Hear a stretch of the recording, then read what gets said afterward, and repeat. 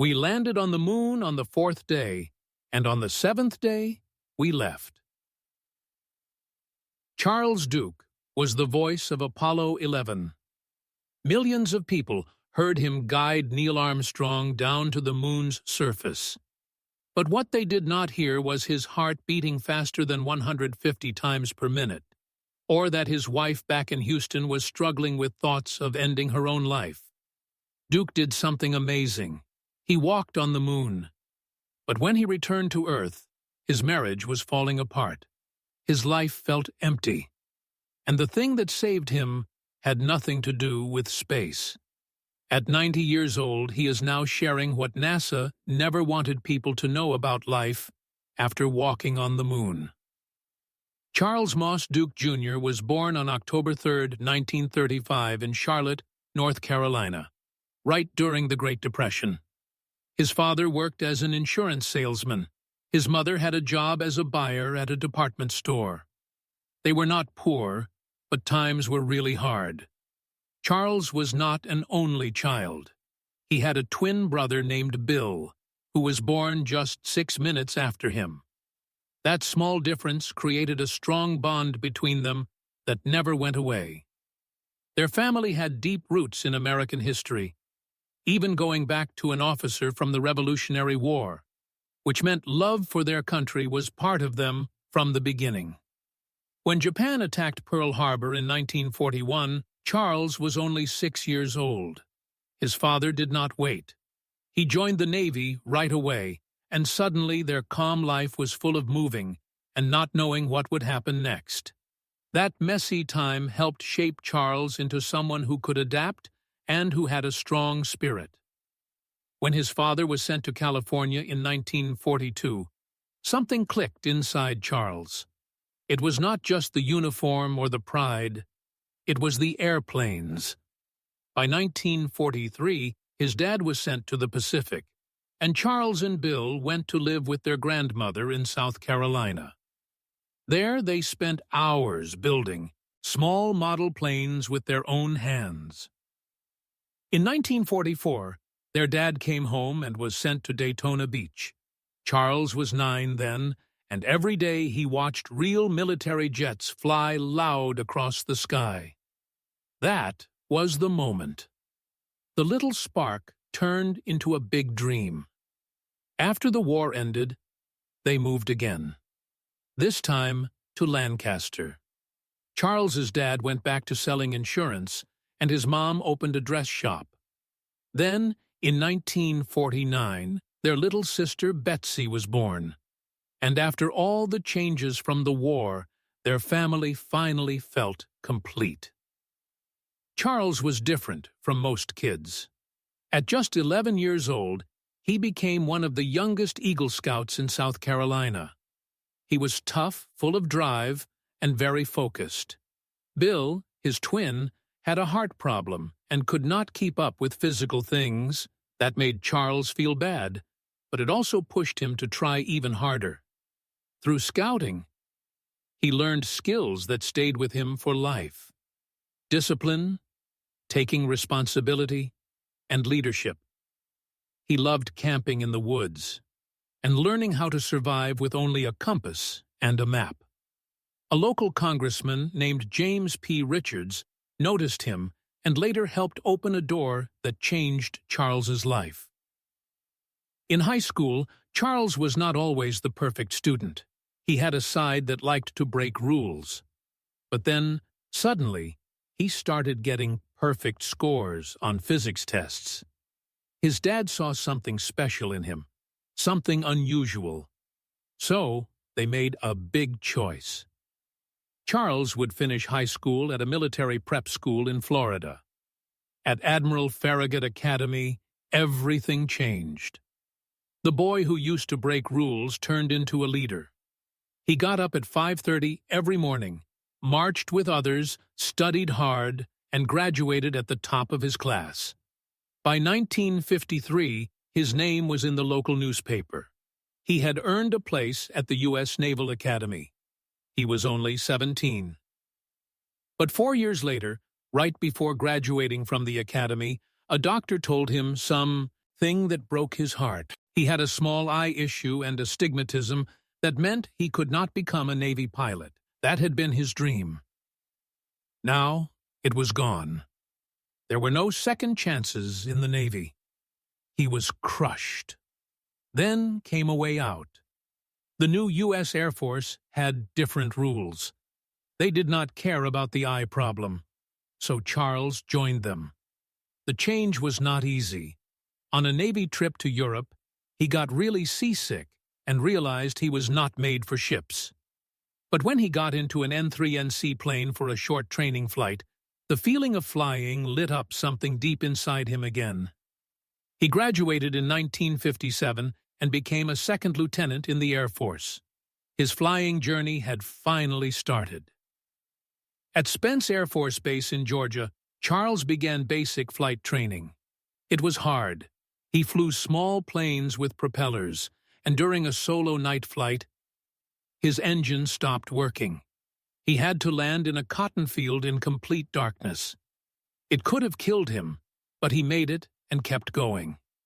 He moved on to jet training at Webb Air Force Base and graduated near the top of his class. His teachers saw how good he was. They let him pick his next job, and he kept moving up. In 1958, he trained on the F-86 Sabre, a fast fighter jet built to stop Soviet bombers. The training was rough. He pulled 9 Gs in practice fights. Many pilots blacked out or hurt their necks. But Charles stayed alert. He was made for this. From 1958 to 1961, he was based in West Germany with the 526th Fighter Interceptor Squadron. The Cold War was at its worst, and the base was always ready. At any time, Soviet bombers could come, and Charles had to be prepared. He kept his flight suit on even when sleeping. He rushed to his jet hundreds of times, including 23 real chases of Soviet planes. One day in 1961, during a normal patrol, his plane's radar signal disappeared. Both NATO and Soviet forces thought he was an unknown danger. Soviet jets came aft, him, and missiles locked on. He had only seconds to fix the transponder and prove he was not the enemy. He did it, just in time. That close call to starting a war was kept out of the news, but it stayed in his mind forever. Then, in 1964, he joined a program most pilots only dreamed of at Edwards Air Force Base, where the very best trained. The school was led by Chuck Yeager, the first man to break the sound barrier. Charles trained in F-104 starfighters, flying almost to 90,000 feet, touching the edge of space. These were not normal flights. They tested what the human body could handle. With wires attached to his chest, every move was watched. He tied for second place in his class. After graduating in 1965, he stayed at Edwards as a teacher. He taught flight systems and flew all the newest jets of that time. By then, he had more than 4,100 hours of flying, with 3,600 of those in jets.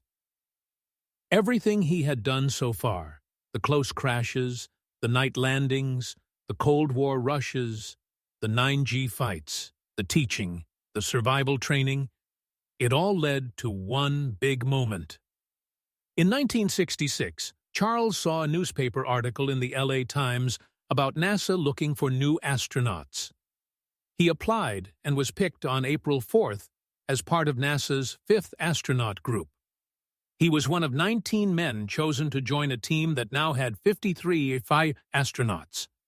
But getting in meant going through tests that felt almost like torture. At Brooks Air Force Base in San Antonio, the spinning machine tests pushed him past 15 Gs. He blacked out more than once. Some guys threw up for hours, could not see clearly, and lost their balance. It was not just physical. He did loud noise tests that messed with your mind, long brainwave sessions, and treadmill runs made to break even the strongest people. His friends from Edwards, Joe Engel and Bill Pogue, went through the same. It was NASA's way of copying what it would feel like to ride a Saturn or escape a bad launch. Up to 20 Gs in a real emergency. You had to be ready. And that was only the start. In 1967, Duke almost died in a flight. The Lunar Landing Research Vehicle was meant to feel like landing on the moon, but its controls were not steady. On his second flight, it went out of control at 500 feet. Strong crosswinds over 25 knots blew. Fuel for the small thrusters ran out. With only 4 seconds left, he ejected. The vehicle exploded in a big fire. He landed hard, but could walk away. Neil Armstrong had a similar close call a year later. That was enough for NASA. They stopped using those vehicles. It turned out they were never really safe. That same year, Duke got assigned to something calmer, but just as important. The Apollo Applications Program needed someone to check the Skylab hardware. Duke, with his test pilot skills, found a problem in the heat shield. If it failed, the space station would get too hot in orbit. Inside temperatures could hit over 250 degrees Fahrenheit. His report led to stronger heat blankets and better attachments. Later in 1973, Skylab flew perfectly for 171 days over 3 missions.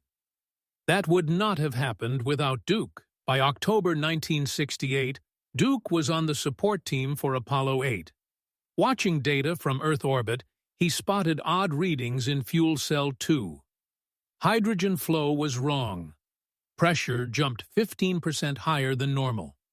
He figured out the electrolyte membrane was failing. That could mean no power. He reported it. New safety rules came. Extra checks, abort options, backup pressure plans. They helped save Apollo 13 years later when several fuel cells broke. But even before Apollo 8, Duke had a secret. A bad ejection seat test in 1962 had cracked bones in his lower back. He never told anyone. During astronaut checks in 1966, he stayed quiet. But by 1967, the pain made him get spinal fusion surgery with metal rods and bone grafts. He planned it during a break and was back training in weeks. NASA never knew it could have ended his career. Or it could have put his crew in danger. But astronauts did not give up their dreams easily. When Apollo 11 landed, Duke was the Capcom, the person talking to the crew. July 20th, 1969, the Eagle was coming down, and suddenly a 12:02 alarm flashed. Duke felt panic inside. They had never practiced that one. Aborting seemed the only choice, but a 26-year-old guidance officer named Steve Bales said, "Go." Duke passed it on. He hardly breathed as more alarms came, 5 in total. The rendezvous radar had overloaded the computer with bad data. Each restart risked losing navigation during landing. Still, Duke kept his voice calm, even though his heart was pounding. At home in Houston, Duke's wife Dorothy watched with their sons. She did not know how little sleep he was getting. He worried about losing contact during landing. What if he could not call abort? She had tried to connect by taking geology classes to understand his work. But Duke was distant. Dorothy later said she had suicidal thoughts during this time. He was NASA's voice to the moon. But to his family, he was drifting away. Things got tenser. Just before landing, fuel readings did not match. One showed almost empty. Another showed 20% left. A 15-second mistake could mean life or death. Duke called out 60 seconds, then 30 seconds.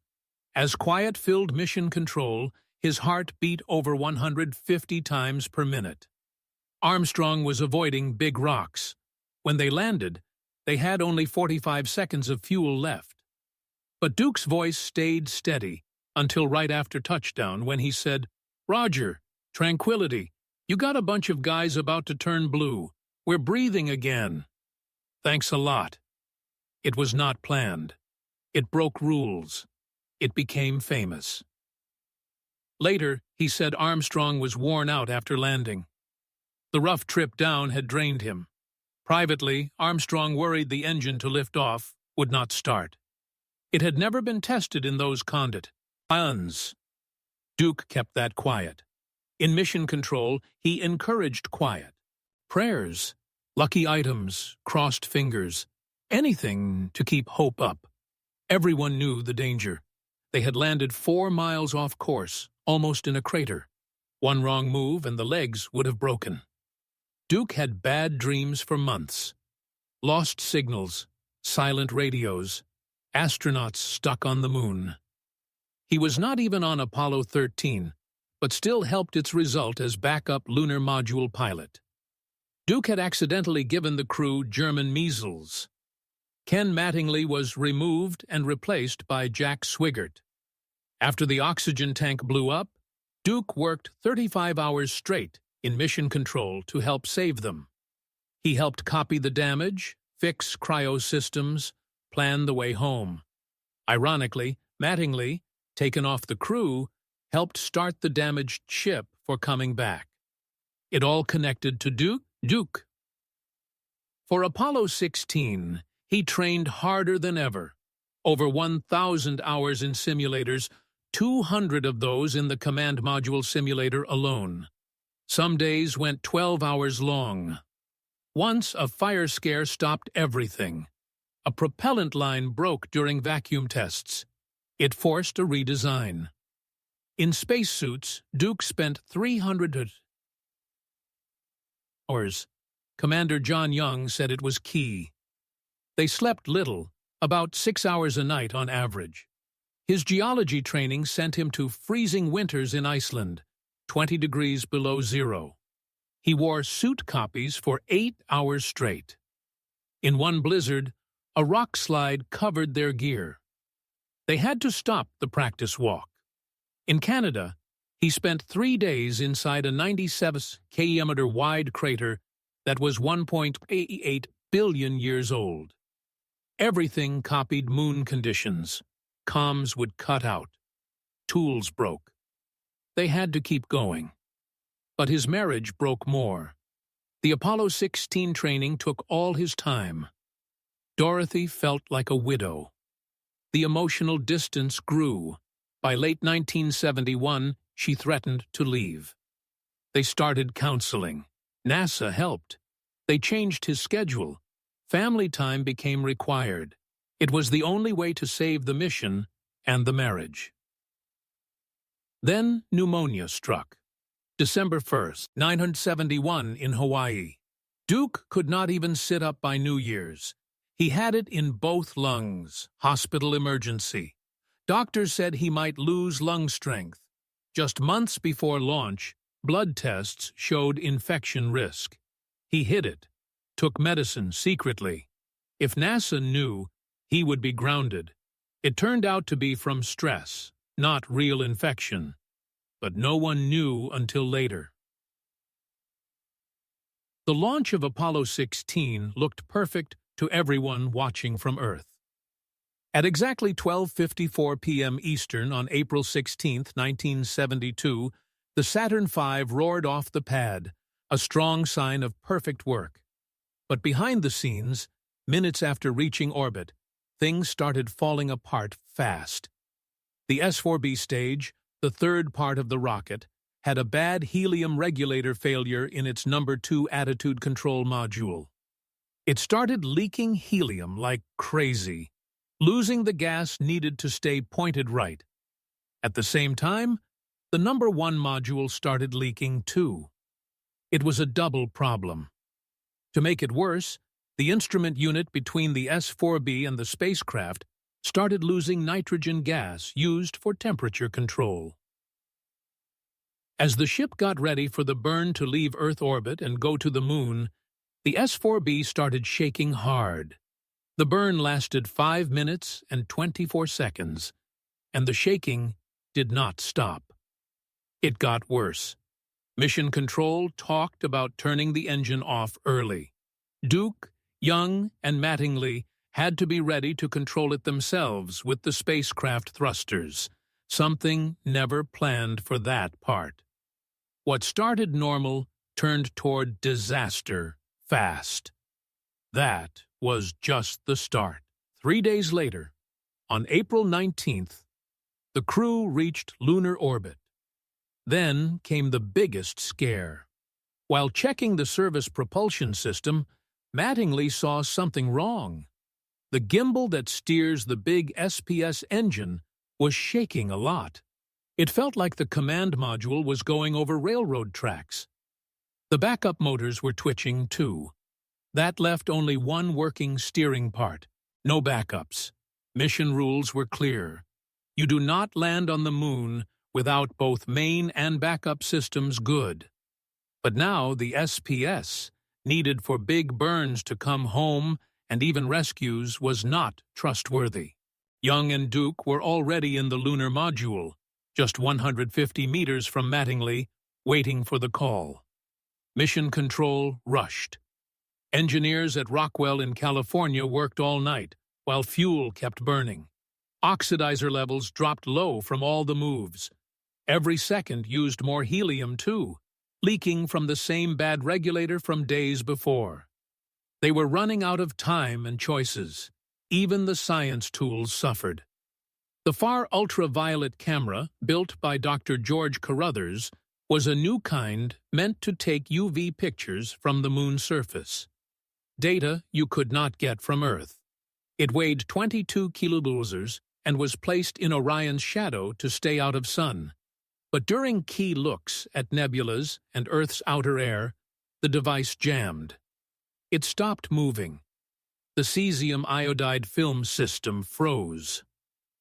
Duke, in his thick pressure suit, had to crawl over and try to fix it with basic tools. It was a delicate camera, not made for rough handling. The geocorona, the faint outer glow of Earth in UV, was fading away. The chance to study hydrogen in deep space from a moon spot was almost gone. Even with Duke's best try, the camera stayed partly broken. Some data came back, but a lot did not. Carruthers's big new experiment struggled through the mission, not at full strength. Food turned into another problem. After heart issues on Apollo 15, NASA added more potassium to the drinks, especially orange juice. The result was bad. The new mix was thick, tasted like metal, and had too much potassium. It upset the astronauts' stomachs. Gene Kranz, the tough flight director, tried it himself and said it was terrible. Young, Duke, and Mattingly all had constant gas, sickness, and bloating. It was misery the whole mission. On the moon, while talking live to Earth, Young left his mic on by mistake and complained, "I got the farts again, Charlie. I don't know what gives them to me. I really don't. I think it's acid in the stomach." The whole world heard it. The problem got worse when some food pouches leaked. Orange juice squirted inside Duke's suit and ran down into his helmet during a moonwalk. The crew ate almost everything except the bad wet packs. They stayed hungry, sick, and really annoyed. And just before all that started, there was already another close disaster. Right after the trans-lunar injection burn, 4,200 miles from Earth, and going 10.8 kilometers, Mattingly separated the command module Casper from the S-4B to get the lunar module Orion. Duke filmed what looked like a cloud of stars. It was actually flakes of heat paint coming off the LM. These flakes filled the docking area, making it hard to line up. Mattingly got soft contact with the probe, but then the mechanical latches would not catch. The ships would not lock. What should take minutes turned into 20 minutes of trying manual ways. It was like the Apollo 14 bad docking when the probe failed many times. If they could not dock right, they could not get the LM. The mission would end early. Every second wasted precious fuel for moving, and every failed try made it riskier. Finally, the hard dock worked. On April 20th, 1972, something almost went very wrong. The lunar module Orion was supposed to land easy in the Descartes Highlands. But hours before going down, a weird vibration in the service propulsion system shocked mission control. For almost 6 hours, engineers tried to decide if the mission could go on or had to stop completely. The guidance computer got confused. Commander John Young had to fly it by hand. As the module fell toward the moon, it slowed to just 2 feet per second. They had only about 100 seconds of fuel left. But against everything, Orion landed just 270 meters off target. And the big disaster everyone worried about did not happen. It was super close. One error, and Apollo 16 would have been the first failed MO on landing. The next day, during their first walk on the moon, a piece of the rover's back fender broke off completely. Moon dust is like fine powder. But when that open wheel turned, it threw up a huge spray. The regolith shot into the air in big curves, landing on Charles Duke's suit and visor. He could hardly see, and at one point almost drove the rover into a crater. Dust stuck to everything. It was not just annoying, it was risky. It made the rover overheat and forced the crew to make a quick fix with duct tape and maps. But the dust had already done damage. For the rest of the mission, it bothered them, getting into seals, tools, and electronics. Later that same day, they tried to set up science instruments. This should have been simple, but the ground was rough, bumpy, full of small holes.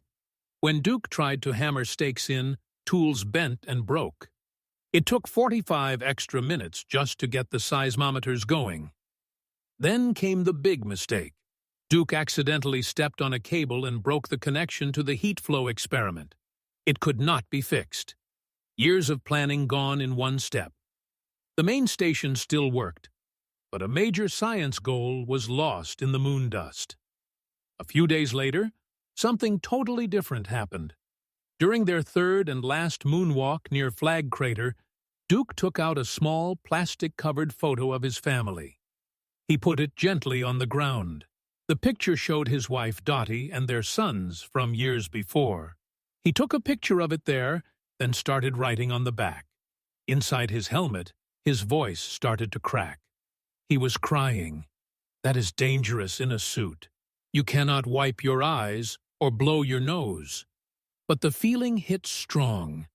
He was leaving a piece of his family 240,000 miles from Earth, in a place that felt forever quiet. For a moment, all the training turned into something very human. The next day, they found something amazing. Near Plum Crater, they saw a rock different from any other. It weighed 11.7 kilos and became the biggest moon rock ever brought back to Earth. They called it Big Muley. But back in the module, getting ready to leave, a warning light started flashing. The batteries were getting too hot. Lunar dust had gotten into the cooling system somehow. If they did not fix it quick, they might not have power to get home. Duke had to clear circuits by hand right on the surface. The battery reached 47 degrees Celsius, past safe limits. They barely kept it under control. When they finally left the moon and started coming back on April 27th, a new issue came. At 24,630 mph, the capsule's small thrusters for control during entry started firing wrong. Cryogenic fuel lines had frozen. The guidance system stopped working. Ken Mattingly had to fly it by hand using stars to fix the path, while feeling 7 times normal gravity. The splashdown missed the target by 3.4 miles. That does not sound far, but for a ship falling through air, it showed how close it was to breaking up. Back on Earth in Houston, another scare happened. Inside the quarantine labs studying moon rocks, scientists saw something worrying. bacteria that did not seem from Earth. For a moment, some thought they found alien life. Emergency steps started. Duke's quarantine got longer by 72 hours. But what really scared everyone was cockroaches seen going in and out of the sealed lab. In the end, the bacteria were from Earth contamination. But the leak showed NASA was not fully ready to protect the planet from possible space germs. After the mission, Duke did not slow down. He got promoted to colonel and sent to Edwards Air Force Base to lead F-15 test flights. These were not normal tests. One day in 1974, during fast refueling practice, the boom from a tanker broke free and almost ripped the wing off a test jet. If it hit, both planes would have blown up at 30,000 feet. Duke's team pushed the F-15 hard. Real missiles, wild moves, sudden breaks in structure. They had to borrow tanker planes from all over just to keep testing.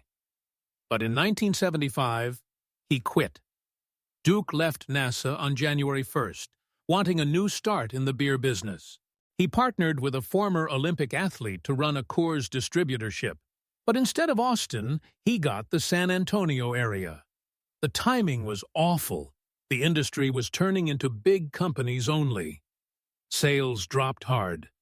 His business almost failed, and he was falling apart. The thrill of the moon was gone. His marriage to Dottie was breaking. She was fighting depression and wondering if life was worth it. Then something unexpected happened. Dottie went to a weekend church event. It was not planned. She was just doing a favor. But something changed in her. She found faith again. She came home changed. That change saved their marriage and pulled Duke out of his dark place. He later said walking on the moon did not give him peace. Money did not either. But this was different. By the early 1980s, they started a new path. Duke Ministries for Christ began. Charles and Dottie traveled the world. They spoke to millions. He brought moon tools and photos to his talks. But it was not the moon story that touched people. It was how he said it left him feeling empty. They spoke in Africa, Europe, Asia. Some came to see the astronaut. They stayed for the message. Even in his older years, Duke stayed busy. At 90, he was still proving moon landings were real. He said if it was fake, someone would have told right away. 400,000 people worked on Apollo. Keeping it secret would be impossible. He guided young astronauts for NASA's Artemis program. He flew with them over tough land, teaching the mind side of landing.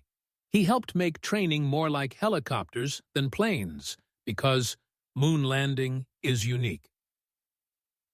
After 2010, his health started to go down. At 80, he had a heart procedure that made him cancel events. Thousands waited in Europe, but he got better. He kept guiding, speaking, and preaching. He helped raise over $5 million in scholarships for STEM students. He advised museums, helped make exhibits, and stayed known. He got honored many times. But what mattered most was he never forgot that moment in 1978 when faith saved his life.